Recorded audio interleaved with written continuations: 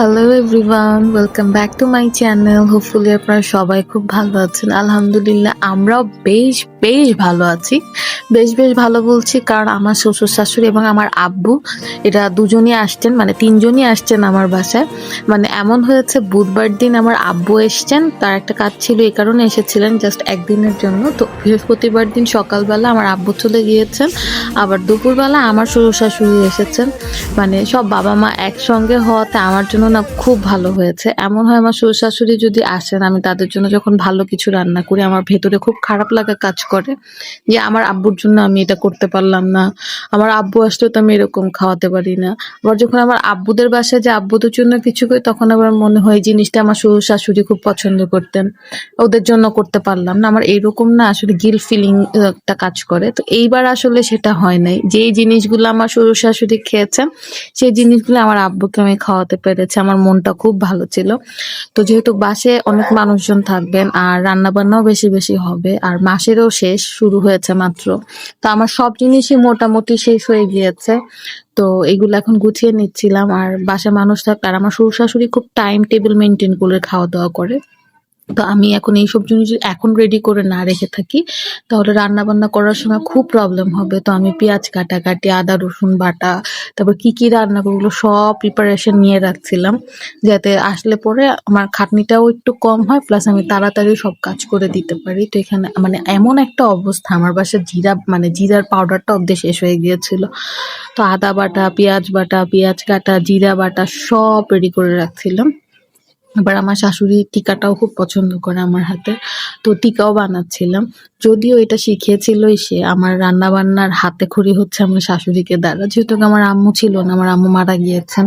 তো আমার শাশুড়ি আমাকে আসলে মোটামুটি শিখিয়েছেন।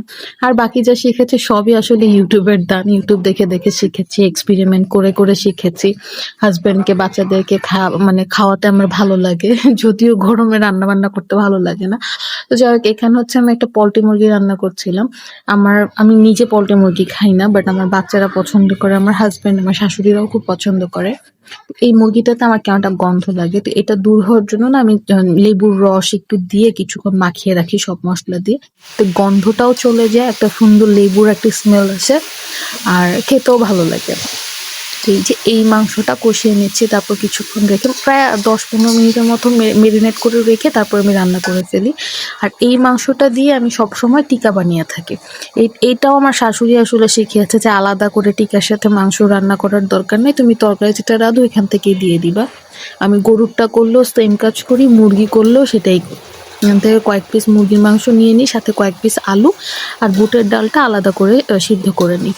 এটা এক পাশে দিয়ে কষাচ্ছিলাম, আরেক পাশে হচ্ছে আমি বুটের ডালটা প্রেসার কুকারে সিদ্ধ করে নিয়েছিলাম। আর শসা টমেটো কেটে নিচ্ছিলাম। আসলে এক হাতেই সব করতে হচ্ছে। ওরা দুপুরে আবার একটু পোলাও খেতে চাচ্ছিল, তো আমি আরেক পাশে পোলাও রান্না করে নিচ্ছিলাম। আর আমার যেহেতু কোসিডি আছে, আমি এক পাশ দিয়ে রান্না করি আরেক পাশ দিয়ে গুছাতে থাকি। আমি এছাড়া কাজ করতে পারি না, আর এই কারণে আমি বেশিরভাগ সময় অসুস্থ থাকি। মানে এত বেশি চাপ নেই। তো এই যে রান্না শেষ, দেখেন আমার কিন্তু আবার রান্না বান্না করতেই হবে, বাট আমি যে এখন পুরো কিচেন ক্লিন করে নিচ্ছি। তারপর আমি হচ্ছে বাচ্চাদেরকে খাইয়ে ঘুম পাড়িয়ে দিয়ে আমি একটু রেস্ট নিয়েছিলাম। এর মধ্যে বুটের ডালটাও হয়ে গিয়েছিল, ওটা ঠান্ডা হয়ে মানে সিদ্ধ হওয়ার পরে ঠান্ডা হওয়ার জন্য দিয়েছিলাম। তো এই যে ওদেরকে ঘুম পাড়ে আবার আমি হচ্ছে এগুলো বাটতে চলে এসেছি। এটা হয়তো ব্লেন্ডারে দেওয়া যেত, কিন্তু আমার কেন জানি এই শিলপাটাতে বাটতেই খুব ভালো লাগে।